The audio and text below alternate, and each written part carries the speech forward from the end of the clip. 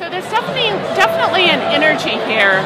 You've got the entire student body of Park City High School, along with all the AP students, and we're awaiting Governor Gary Herbert to come and hand out the award that he's presenting to these top AP students in the entire state of Utah. We've got the student body president and the senior class president up there waiting for Governor Herbert to arrive, and it's not the usual sort of crowd.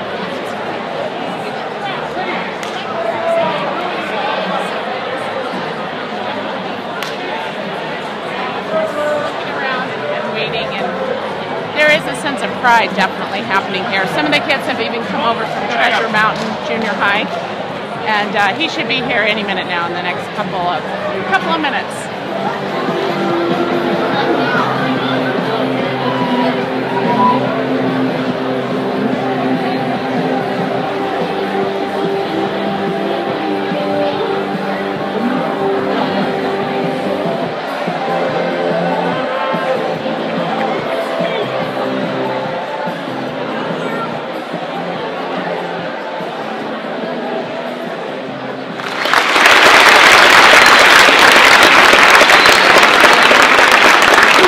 Thank you. It's great to be up here.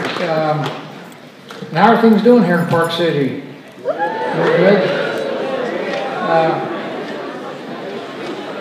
Let me just tell you a couple things before we get into the program. One, I think it is very appropriate that we start with the Pledge of Allegiance. I hope everybody appreciates what a wonderful country we have and the opportunity it gives to all of us to become successful in our lives and to give back as we go through that journey. You all have the opportunity to live what we call the American dream. And that's something you ought not to take lightly. And every day when we pledge allegiance to the flag, we're reminding ourselves about the great things that this country stands for. We're not perfect.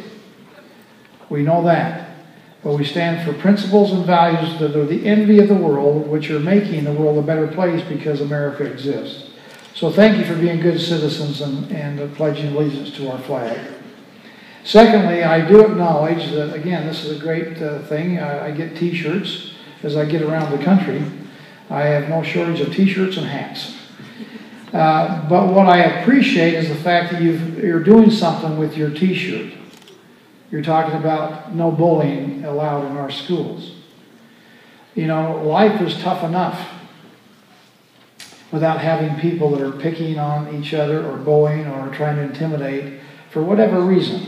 There is no room for that in our schools, certainly in our society.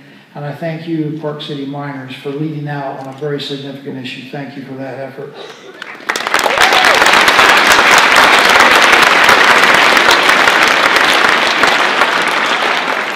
Now, we're going to here to applaud your efforts, and we can applaud your efforts in certainly many different categories. You're an outstanding school, an outstanding student body. You've got outstanding leaders. You've got a great principal and Principal O'Connor. You've got great teachers and student body officers. But today we're talking about specifically advanced placement courses. And as already been mentioned, you know, we have more and more people getting involved in advanced placement here in the state of Utah. And the success we're having statewide is really exemplified by what you are doing here in Park City. The fact that more people recognize that it is important for us to plan for something post-high school is of significant importance. As you all know, education is the key to opportunity. And the key to opening that door of opportunity really is education in all of its different forms. And there's many avenues to take, but they all are post-high school. And so the encouragement we have in the state today is for more people to become college prepared, college ready, so that you can have the skills that are necessary to line up with the marketplace out there and the practical application of being able to get a job.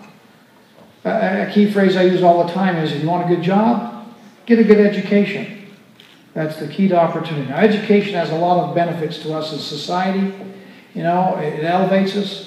It makes for an acceptable quality of life in an environment that's conducive to interaction. It raises people up. and motivates and inspires us to even greater heights. So education is great in and of itself, but the practical aspects of being able to find employment should not be lost on any of us too as we go through our school year. So thank you for your example. Now, as been mentioned, you know, this past year, because of emphasis with our school board and others, our business community, we have more people taking advanced placement courses than ever before. Nearly 2,000 more high school students took AP courses in 2012 than they did in 2011. That's a 10.5% increase. That's a significant jump. The numbers that works out is that we have 20,449 Utah students took 33,017 AP exams. And our passing rate has been mentioned as 68%, but the national average I have is only 59%. So significant achievement here in Utah, better than the national average. So congratulations for having a part in that effort and having what I consider very fantastic numbers. Let me just give you a little bit of history too. I started 549 participated in AP courses. That's 54%. The next closest school in Utah was at 39%. The passing rate for AP exams was 80%. So for those enrolled, which you have a lot that are enrolled, 80% had a passing score. So our formula shows that 43% of all those who participated in school here involved in AP classes passed the exams. That's just an outstanding number, and congratulations in order. So with that, let me tell you, give yourself a hand.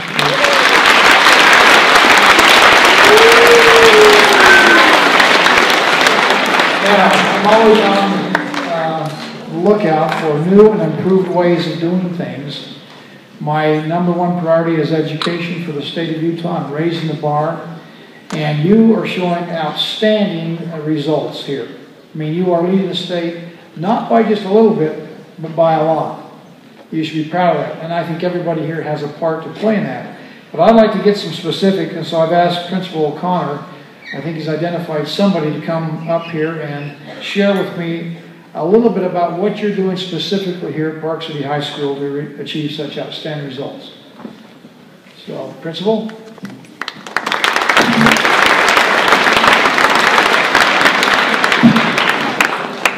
Well, Governor Herbert, we're fortunate to live in a community of parents that expect high expectations. Not only that, they demand the rigor. We're also fortunate to live in a community that attracts quality teachers, like the two teachers that we have here. And one of the biggest factors is the students that accept the challenge with some intrinsic motivation and measure up and pass those tests.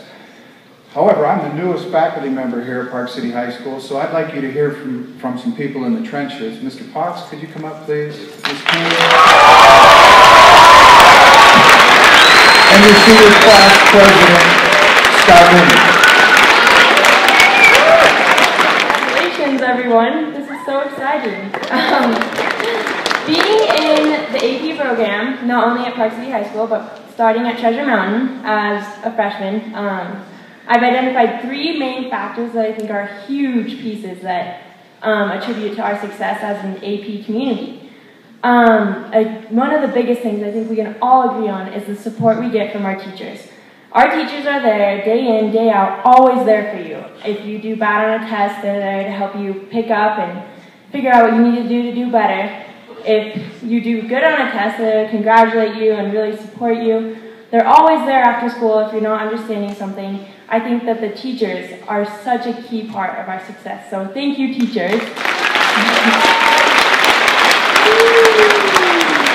Another main element is our sense of community. We have probably one of the most academic groups of people I've ever met. That goes for all students, not just AP students, but honor students and students enrolled in any class, is that we all want to learn and we want to help each other learn. So we're always having sessions outside of school, the tea parties to study for chem tests and different things, just to get ready and to help each other. Our tutoring program is amazing. The math tutors are always there to help. Size Space is awesome, and it's just such a great way to get help is from each other. Finally, it's that drive from inside each of us. We all have a drive to reach our greatest potential academically. And that goes for every single person, especially AP students, but also everybody. Everyone is constantly striving to do their best to maybe raise their GPA by 1 point, and I think that's huge, that personal drive coming from every individual is there. So, good job, Park City High School.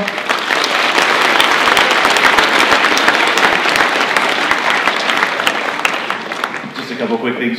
Mr. Matthews already addressed this a bit, but we have such great feeder programs that come into our high school. I think from a very early age, you are asked to be challenged, you're asked to push yourself, and I think that really makes our job here at the high school very easy, because we spend less and less time on the bigger, larger concepts and bigger, larger skills, and we can go into those fine-tuned details that are required to really be successful in an AP program. And so I think we are very lucky to be in such a great school district where we have kind of all an understanding of the big picture. We all know what we can do to support each other and help each other, and we are pretty successful at communicating those things with one another, not only from teacher to teacher, but I think from students to teacher. Like we have very good open dialogue and discourse within our community, and parents are very active and contribute to that message as well. So I'm excited that I'm a part of that as well, and I'll turn some time over to Ms. King.